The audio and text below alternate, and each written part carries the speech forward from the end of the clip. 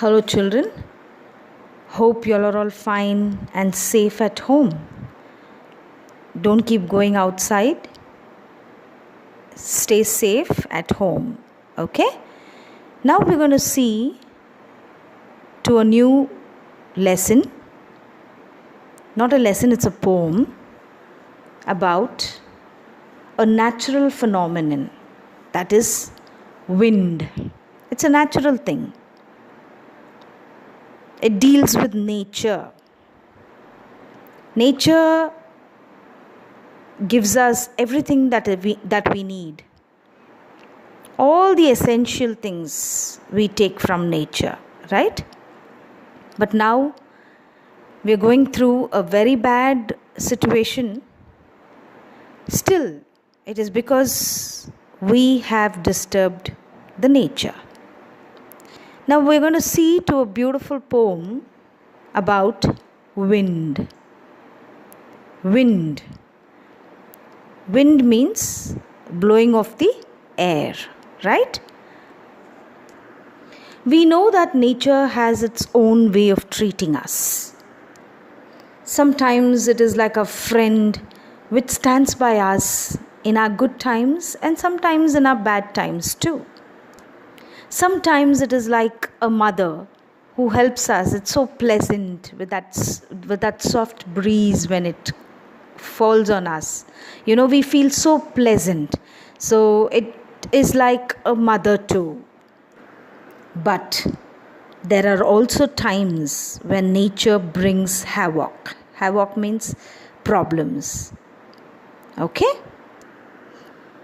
It disturbs us sometimes in the form of storms, hurricanes, etc. It becomes a fierce enemy. Fierce enemy means very bad enemy it becomes to us. Now, we don't look at all that. See, like earthquakes and tsunamis also are there coming up. But we don't look at that, but we stand against it, to fight against it in our lives, right? We fight against these forces and we build strong homes, strong buildings, isn't it? And we keep ourselves strong.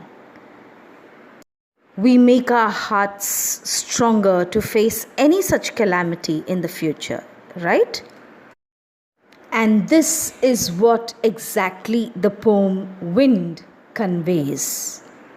This poem, Wind, is written by Subramanya Bharati. He has written it in Tamil and it has been translated from the Tamil by A.K. Ramanujan. The power of wind has been described in the poem by the poet. And you know what the poet says? He says that the wind is destructive. Destructive means it will destroy. He has compared the destructive power of wind to the adversities of life. Adversities means the problems in life. And says that the weak people will break down, but stronger people will overcome, or they will come up in life from those adversities. The poem gives a very important message. You know what? The poet says we should be mentally very tough mentally, physically strong, so that we can survive all the hardships, the problems that we face in our lives. A weak person will break down like a weak building and will be crushed. We must make these destructive forces our friends. So he calls the wind, or he welcomes the wind to be his friend. And how can you make the wind our friend is, he says, with our strength and firm determination. That's how he starts. He begins the poem. Now I'm going to read the poem line by line, and I will be explaining it to you, as well as I'll be giving you the hard words, and also the literary devices will be discussed. Are you ready? Come on, turn with me to page number 30. Wind, come softly. Don't break the shutters of the windows. Don't scatter the papers. Don't throw down the books on the shelf. There, look what you did. You threw them all down. You tore the pages of the books. You brought rain again. You're very clever at poking fun at weaklings. Here the poet is talking to the wind. He is asking the wind to come very softly. He is also saying that the wind should not be very strong and loud. It should be soft, very subtle. He also says that the wind is very powerful. It is very destructive, so strong. Destructive means it's come to destroy everything. See what all it has destroyed. The poet explains. It is breaking the shutters of the window. Shutters means அந்த ஜன்னலுடைய அந்த தட்டு சொல்கிறோம்ல அது. It breaks those. Scatters the papers. Papers இங்கேயும் அங்கேயும் அப்படியே தூக்கி வீசப்படுது. When the wind is powerful, very powerful, all the books which are arranged on the shelf, all of them fall down. Now the poet is actually describing the power of that wind. The power, he's talking about that power, that strongness, how strong the wind is. He says to the wind to look at the destruction that he has done. He is telling, see, look what you have done. You have thrown all my books down. You have torn my pages. You have brought rain. All this, you have scattered the papers. So he is talking to the wind. The poet is talking to the wind. He says, see what all you have done. Whenever there is strong wind, all the things that are weak, like the small little plants, the tiny children, etc., what happens to all of them? They get scared. They even fall down sometimes and get hurt. So the initial part, that is the starting of the poem, he is comparing, or he is referring the wind as a small child. He is calling the wind as a small child. He says, like how the small child is very soft, the same way he is asking the wind to come just like a small little child does. But further, later on we come to know, he is comparing the wind to be very destructive, isn't it? And just like a youth means a young boy or a girl. These young children are very strong and full of energy. And due to young children, sometimes there is violence and there is destruction. Whereas small children don't go for all this. They don't go and fight. They don't be very violent. They're not very destructive. They're very soft. Whereas the young children, the young boy or a girl, are not like that. They are full of energy. So he's comparing the first part to be a child. He's asking the wind to come like a child and not like a youth. Now let me give you the meanings. Poking fun. What's poking fun? Poking fun is making fun of. Poking fun means making fun of something. And then weaklings. Weaklings means a person who is weak. So he means the small little child he's talking about, right?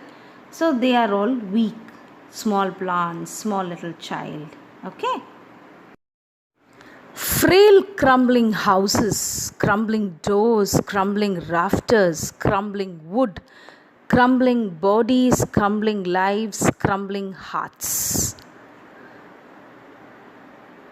The wind god winnows and crushes them all. Here, see the word crumbling, is repeated so many times. Crumbling houses, crumbling doors, crumbling rafters. Why is there a stress given? Why is it made so important there? That's because the poet is talking that when the wind blows, everything crumbles. Crumbles means falls, or to cause something to break. When there is a strong wind, something breaks.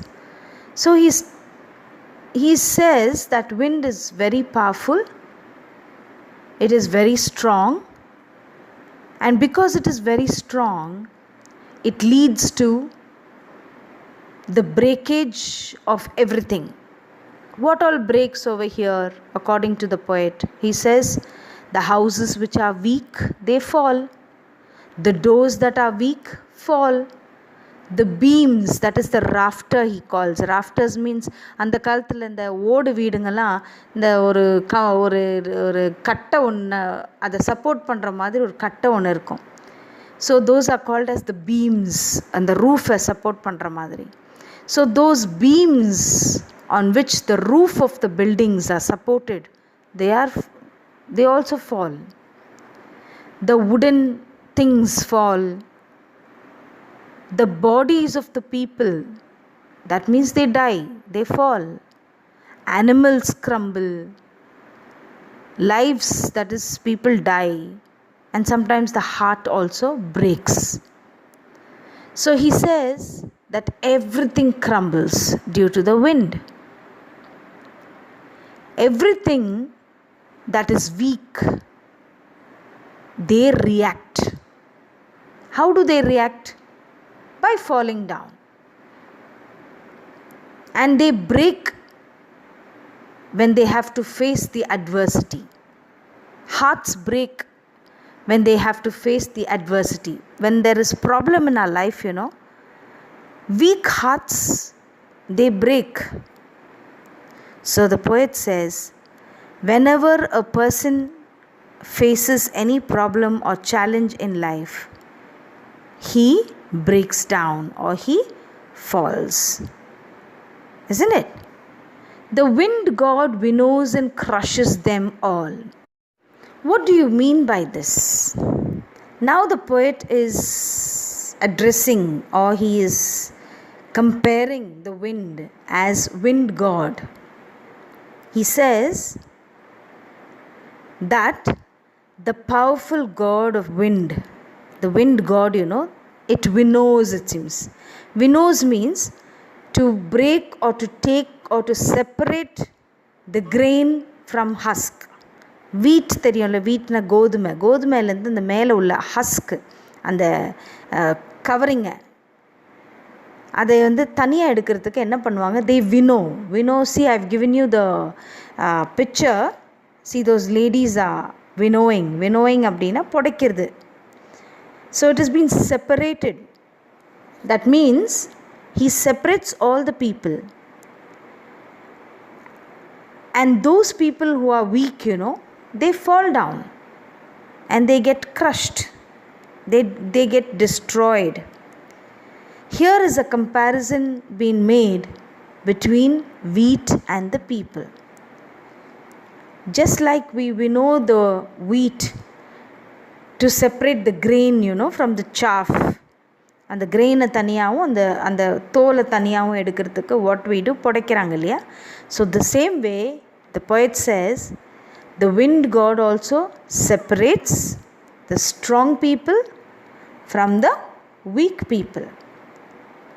When there is a strong wind, all the things that are weak fall and they get crushed, isn't it? See that husk, when it has been separated from the wheat, it is very very light in weight, and when wind blows, it just blows away, it flies away. The same way it happens even with people. Weak hearted people get crushed. Strong hearted people stay like the grain. So that's what he means over here. Let's see to the meanings. Crumbling. Crumbling means falling or to cause something to break. Rafter is sloping beam which support the roof of the building.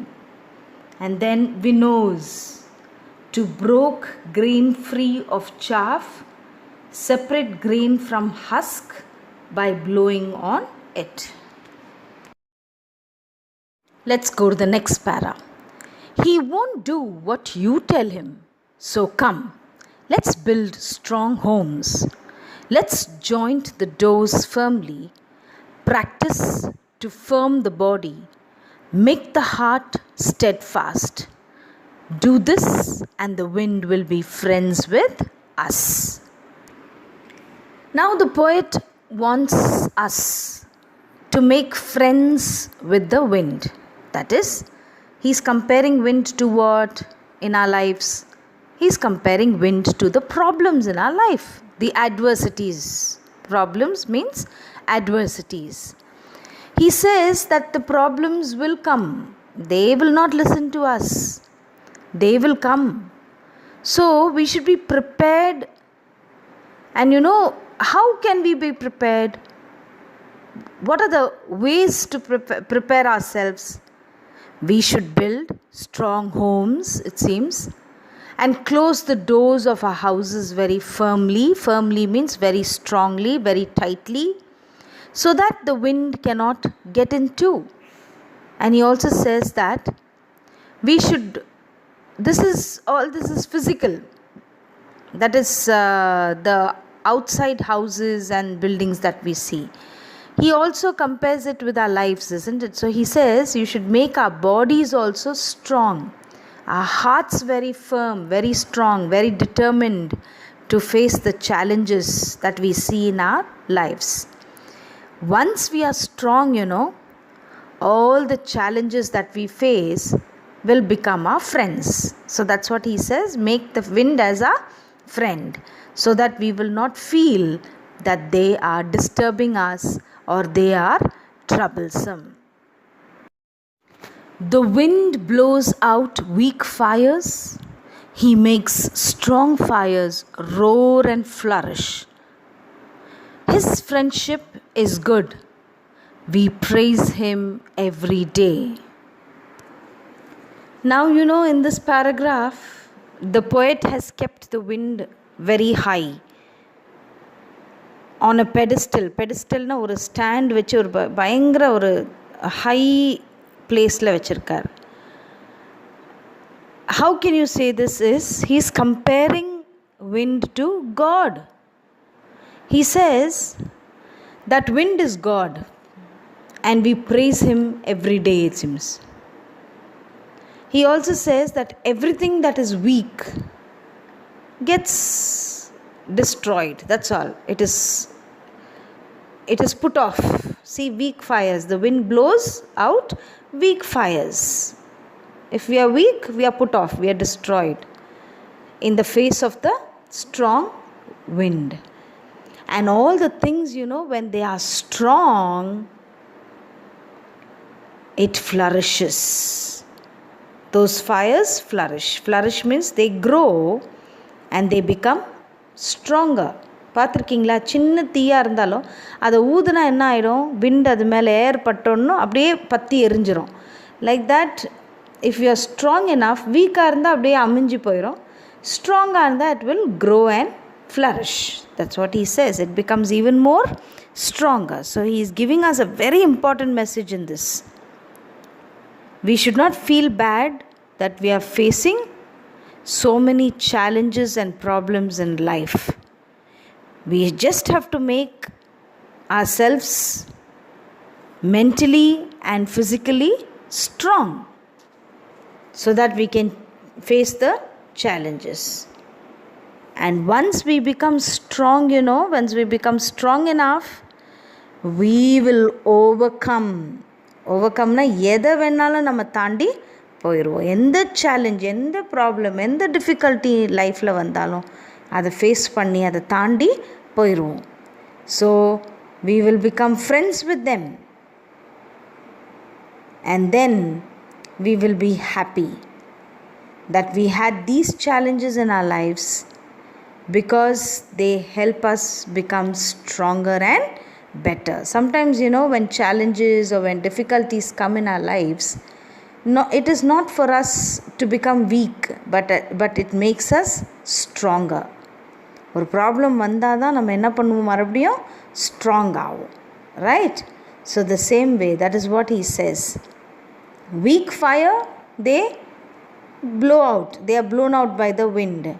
But strong fires, what they do? They roar. Roarna அப்படியே பத்தி எரிஞ்சு they start to flourish. Flourish means grow. Yes, I have explained the poem. I hope all of you understood.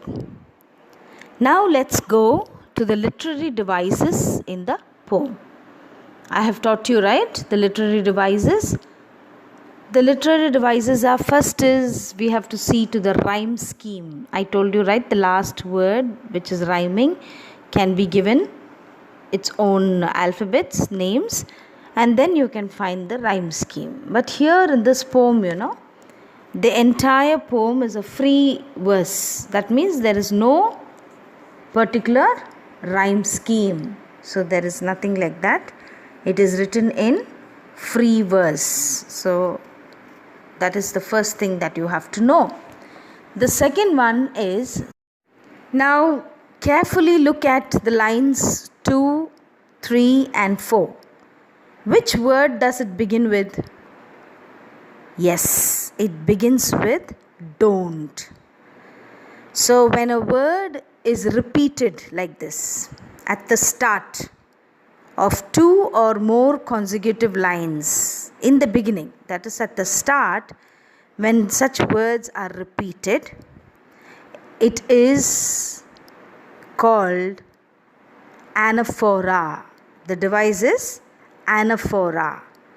So lines 2, 3 and 4, they begin with don't. Now try the next one. There's one more anaphora there. Yes, very good. Lines 6, 7 and 8. They begin with which word? They begin with you. So these 6 lines, there is one device that is called, in these 6 lines there is one device called the anaphora. Anaphora is when a word is repeated at the start of 2 or more consecutive lines. It is the device of anaphora. Got it, children? Now let's go to the next literary device. Now see, wind has been personified. You see, the poet says he is calling, he's talking to the wind. You are. He says you are. You are means he's talking to the wind as you. He's referring wind as you. That means, how is he treating wind? He's treating wind as a person. He's giving that respect as how a person has to get. So he's calling, or he's telling, or he's talking to the wind as if the wind is a person. You are. So this kind of comparison is called as personification. It is actually not comparison. Personification means you make a non-living thing as a living thing. You show it as a living thing, as if it has got life. So that is called as personification. So wind has been personified. The next one is repetition. Can you see any word getting repeated many times and it gives importance? Which is the word? Do you remember when I explained? I told you? Yes. So the poet wants to say that the wind crushes everything that is weak. And which word is repeated? Yes, the crushes அப்படின்றதுக்கு meaning is crumbling. So crumbling is repeated again and again. Crumbling means what? Crushes. So the poet wants to say that the wind crushes everything that is strong or weak. That is weak. It crushes everything that is weak. That is why he repeats the word crumbling. Now we are going to see to alliteration. Alliteration means the repetition of a consonant sound in close connection. Can you find any word like that? Yes. Wind, winnows. What? Wind, winnows. See, the consonant sound W is repeated. The same way there's one more, that is want, won't, want. Won't, want. So here again W sound, that is consonant, is repeated. So this is called as alliteration. Now the next comes symbolism. Symbolism means symbol. That's symbolism in particular. Symbolism means that the thing refers to some other thing. It symbolizes some other thing. So the wind is a symbol of what? What is it given as a symbol? Wind is compared to what? It refers to the challenges in our lives. Isn't it, children? So he is using wind as a symbol. See, he is not using directly, but he is using it as wind. Wind is the difficulties, the challenges in life. So he is using wind as a symbol for the problems in life. Got it, children? Yes. I hope you all understood the poem. Let me give you the summary. Okay, let's recall what we have learnt. See, what does the first part say? The first part of the poem describes the action of the wind. And the poet is asking the wind to come softly. He is requesting, he is pleading the wind not to break the shutters of the window, not to scatter the papers and throw down the books from the shelf. But the wind throws the books, it tears the pages. So the poet says that the wind makes a mockery or fun of the weak people. It makes fun of the weak people. It brings down the frail houses. Frail houses means weak houses. Crumbling doors, that is, he crushes the doors, the rafters, and even the weak hearts. So it crushes everything that is weak. That's what he says. The poet advises us to be very strong. Only if we are strong, we can save ourselves from the wind. And he's comparing wind to what? To the adversities or to the problems in our life. So to keep ourselves strong, what should we do? We have to build strong homes with firm doors, with very strong doors. And our bodies and our hearts should be very strong. And he also gives us a method. He says, you make friends with the wind, which is strong. The wind, it blows out the weak fires, but it makes the strong fires the strong fires roar and flourish. So what does he try to convey? The idea is that nobody cares for the weak. Anything that is weak, nobody will care for. Even the wind is on the side of the strong people. If you are strong, you will become successful, and also you can overcome the challenges in your life. So I hope you understood.